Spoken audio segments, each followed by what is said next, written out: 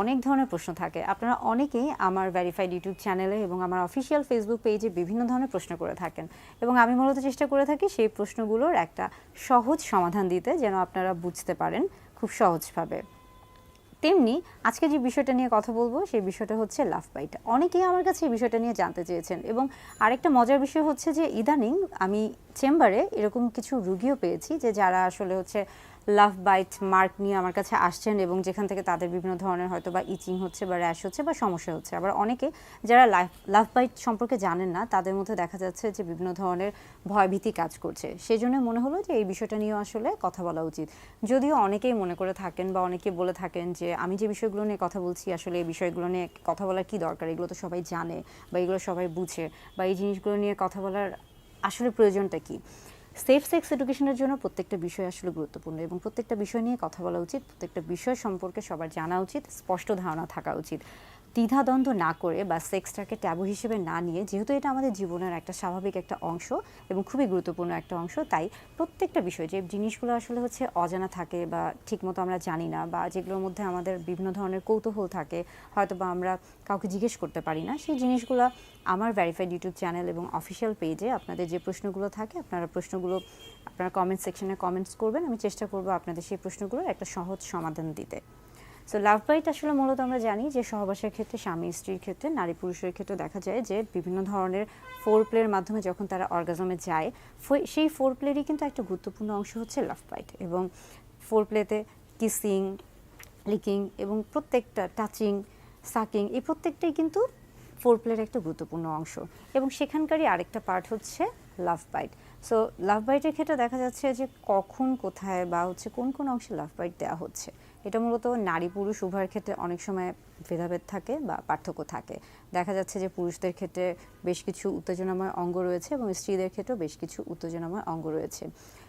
স্ত্রীদের ক্ষেত্রে কোন কোন অংশে সবচেয়ে বেশি উত্তেজনা কাজ করে এটা নিয়েও আমার ভিডিও রয়েছে এবং পুরুষদের ক্ষেত্রেও কোন কোন অংশে উত্তেজনা কাজ করছে সেটাও কিন্তু অনেকগুলো ভিডিওতে বলা আছে, চাইলে আপনারা সেই ভিডিওগুলো দেখে নিতে পারেন। সো লাভ বাইটের ক্ষেত্রে দেখা যায় যে ফোর প্লের একটা অংশে যখন হচ্ছে কিস করা হচ্ছে এবং সেই কিসটা আসলে হচ্ছে একটা নির্দিষ্ট একটা সময় বা কিছুক্ষণ সময় ধরে করা হচ্ছে এবং সেখানে দেখা যাচ্ছে যে অনেক সময় কিছুটা প্রেশার দেওয়া হয়, তো তখন শরীরের ব্লাড ভেসেল যেগুলো থাকে, রক্ত সঞ্চালন, আমাদের শরীরে যেহেতু রক্ত সঞ্চালন হচ্ছে এবং সেখানে দেখা যাচ্ছে যে অনেক সময় সেই রক্ত নালিকাগুলো ক্ষতিগ্রস্ত হয়, ইনজুর্ড হয় এবং অনেক সময় সেখানে লাল একটা র্যাশ হয়ে থাকে বা লাল দাগ পড়ে যায়। তো সেই ক্ষেত্রে অনেকেই হচ্ছে ঘাবড়ে যায়, ভয় পেয়ে যায় এবং লাভ বাইট দেখা যায় যে পুরুষ বা নারী উভয়ের ক্ষেত্রেই কমন বা খুব পরিচিত কিছু জায়গাগুলো রয়েছে যেগুলোতে হচ্ছে আসলে লাভ বাইট মার্ক হিসেবে বা প্লেস হিসেবে পরিচিত। তার মধ্যে হচ্ছে বলা হয়ে থাকে যে ঘাড় বা ব্রেস্ট বা কোমর, প্রত্যেকটা জায়গায় এটা আসলে ব্যক্তি ভেদে আলাদা হয়ে থাকে, তবে সবচেয়ে পরিচিত হচ্ছে আমরা ঘাড়ের কথাটাই বলছি এবং এটাই আসলে সবচেয়ে বেশি আমাদের কাছে আসে এই সমস্যা নিয়ে। অনেকে আসেন যে লাভ বাইটের ফলে পরবর্তীতে তার হয়তো বা সেখানে ওই অংশে অনেক বেশি কালশিরা বা দাগ পড়ে গেছে, বা এটা আসলে খুব বেশি যে ব্যথা করে তাও না, কারণ আপনি যদি স্বাভাবিক জায়গায় দিয়ে থাকেন, সঠিক জায়গায় দিয়ে থাকেন, তাহলে এটা কিন্তু ক্ষতিগ্রস্ত না। কিন্তু যখন আপনি না বুঝে একটা গুরুত্বপূর্ণ একটা অংশে বা অঙ্গে আপনি হচ্ছে লাভ বাইট দিয়ে থাকবেন, তখন কিন্তু এটা ক্ষতিগ্রস্ত হয়ে থাকবে এবং অনেক সময় দেখা যাবে যে ব্লাড ভেসেলগুলো অনেক বেশি হচ্ছে ক্ষতিগ্রস্ত হবে এবং সেখান থেকে কিন্তু যদি অনেক বেশি জোরে দিয়ে থাকেন বা আঘাত করে থাকেন কিংবা যেটা আসলে যে জায়গাটা দেওয়ার কথা ছিল না সেই জায়গায় যদি আপনি দিয়ে থাকেন, তাহলে কিন্তু সেখান থেকে অনেক সময় রক্ত প্রবাহ বেড়ে, সেখান থেকে আমরা বলে থাকি যে ব্লিডিং হতে পারে, রক্ত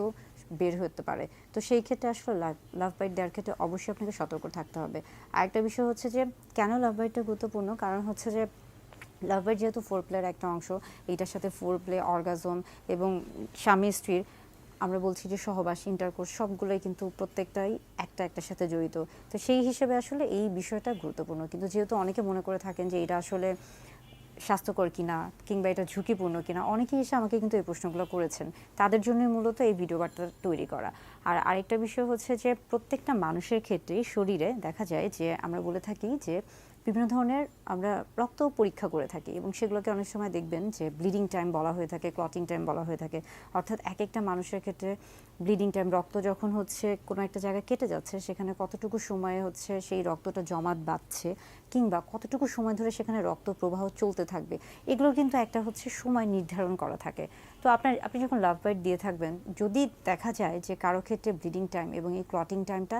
ঠিকমতো থাকছে না, অর্থাৎ স্বাভাবিক যতটুকু থাকার কথা ছিল তার চেয়ে কম বা বেশি হচ্ছে, তখন যদি কোনো ব্লাড ভেসেল ইনজুর্ড হয়ে থাকে, ক্ষতিগ্রস্ত হয়ে থাকে, তখন কিন্তু এটা তার জন্য সমস্যা। তো সেই ক্ষেত্রে আসলে অতি দ্রুত চিকিৎসকের পরামর্শ নেবেন। আর যদি খুব স্বাভাবিক হয়ে থাকে, শুধুমাত্র একটা হালকা কালো দাগ হয়ে থাকে, তাহলে সেই ক্ষেত্রে আপনি চাইলে